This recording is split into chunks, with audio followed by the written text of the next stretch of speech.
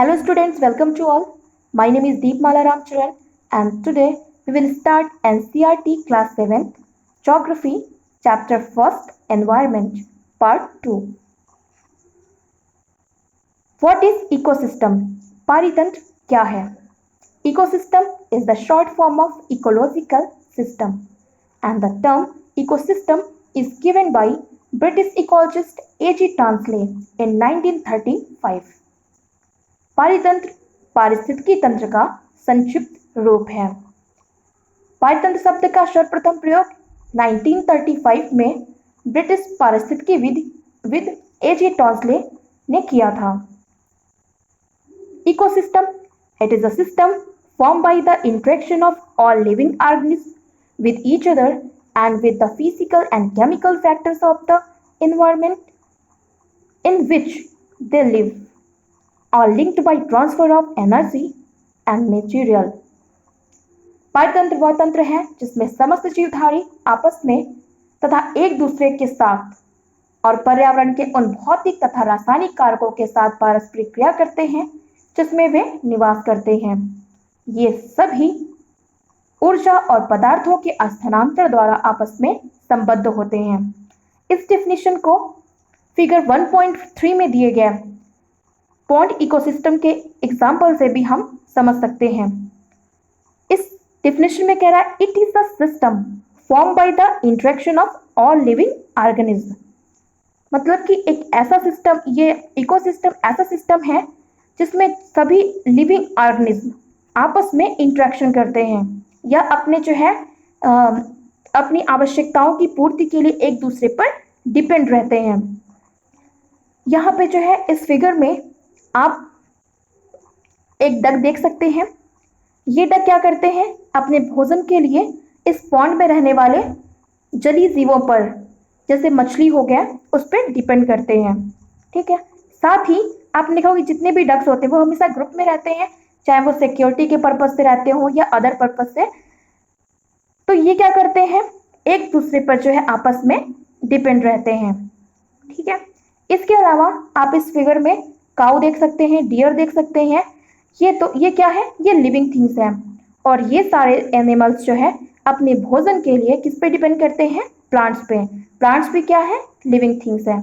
इस तरह से सारे लिविंग थिंग्स आपस में क्या है, एक दूसरे पर डिपेंड हैं अपनी आवश्यकताओं की पूर्ति के लिए।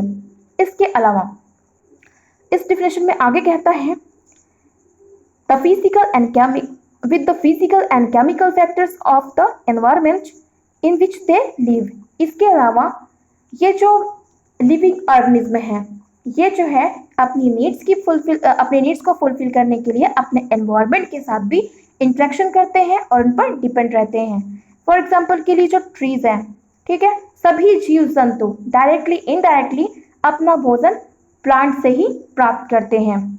ठीक है, और ये प्लांट्स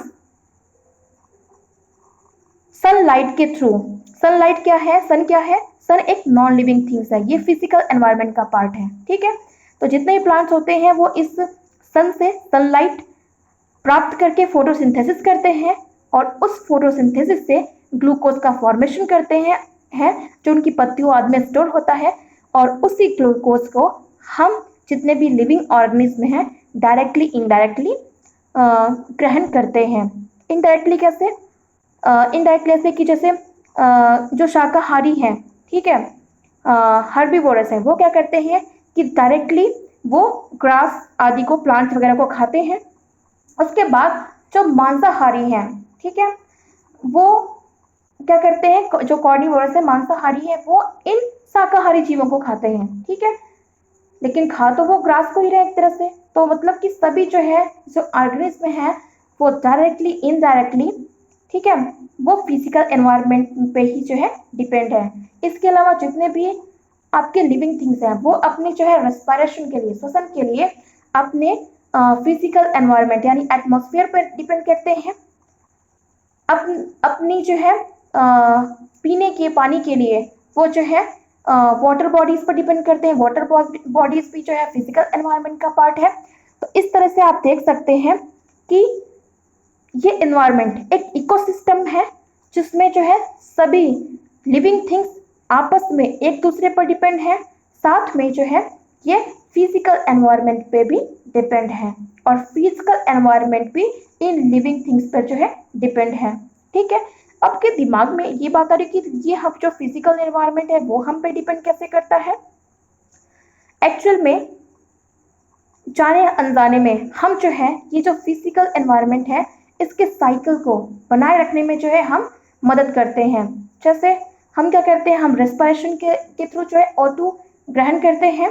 ठीक है, और साथ में हम जो है CO2 को जो है बाहर निकालते हैं और जो हमारा एटमॉस्फेयर है उसमें CO2 को कांस्टेंट बनाए रखने में हम सहायता करते हैं। इसके अलावा जो है स्वेटिंग के थ्रू हमारे बॉडी से पसीना निकलता है, यानी जो जल है वो बाहर आता है और जो है वो जल वाष्प एटमॉस्फेयर में जो है अपना तैरता रहता है और जो है फ्लोट करता है और जो है वाटर साइकिल को बनाए रखने में मदद करता है। At an NCC camp that Ravi's class was attending. एक NCC कैंप में रवि क्लास अटेंड कर रहा था। Just he exclaimed, "What a heavy downpour! It reminds me of my home in Kerala. You should come and see how it pours and pours and pours over the lush green fields and coconut plantations." Jassi ने आश्चर्य से कहा, कितनी मूसलाधार यानी heavy rainfall हो रही है। इससे मुझे अपना केरल याद आ गया। तुम सबको आकर देखना चाहिए कि कैसे हरे भरे खेतों एवं नारियल के बागानों में लगातार बारिश होती रहती है। हीरा from Jaisalmer exclaimed, "We get no rains. We see only kikar and sand as far as the eye can see." "But you also find camels," said Ravi. तभी जैसलमेर की रहने वाले हीरा ने आश्चर्य से कहा, हमारे यहाँ वर्षा होती ही नहीं, हमें तो दूर दूर तक केवल कीकर और रेत ही नजर आती है। तभी रवि ने कहा, लेकिन वहां ऊंट भी तो मिलते हैं। हीरा says, "Not just camels. If you visit our desert, you will see snakes, lizards and many insects too." हीरा ने कहा, ऊंट तो मिलेंगे ही, जब तुम हमारे रेगिस्तान आओगे तो तुम्हें सांप, छिपकली और अनेक कीट भी यानी कीड़े भी देखने को मिलेंगे। Ravi wondered, why do the animals, the vegetation and the way people live vary from place to place? Are they all related to each other? Ravi हैरत में पड़ गया। विभिन्न स्थानों पर पाए जाने वाले जीव जंतु, वनस्पति एवं लोगों के रहन सहन के तरीके इतने भिन्न क्यों हैं? क्या सभी का एक दूसरे के साथ संबंध है? "Oh yes, very much so," the teacher replied. शिक्षक ने कहा, बिल्कुल, बहुत संबंध है। "All plants, animals and human beings depends on their immediate surroundings." सभी पेड़ पौधे, जीव जंतु और मानव अपने आसपास के पर्यावरण पर आश्रित होते हैं, निर्भर होते हैं। Often they are also interdependent on each other. This relation between the living organisms as well as the relation between the organism and their surrounding form an ecosystem.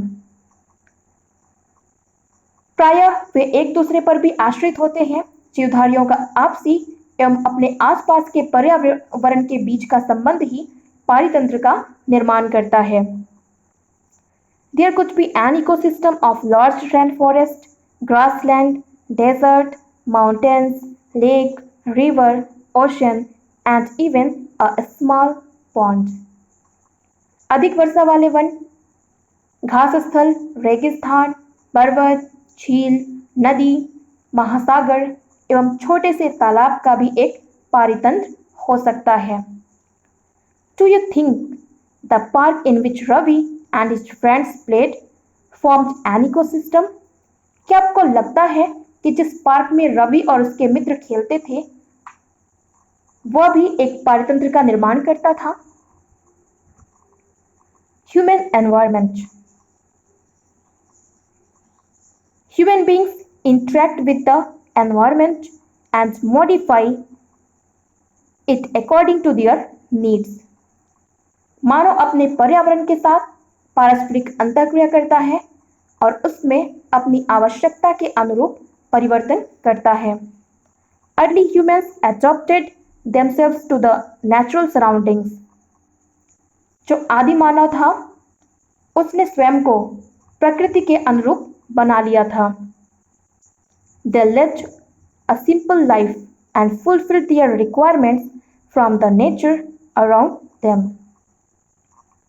उनका जीवन सरल था एवं आसपास की प्रकृति से उनकी आवश्यकताओं की पूर्ति हो जाती थी. With time, needs grew and became more varied.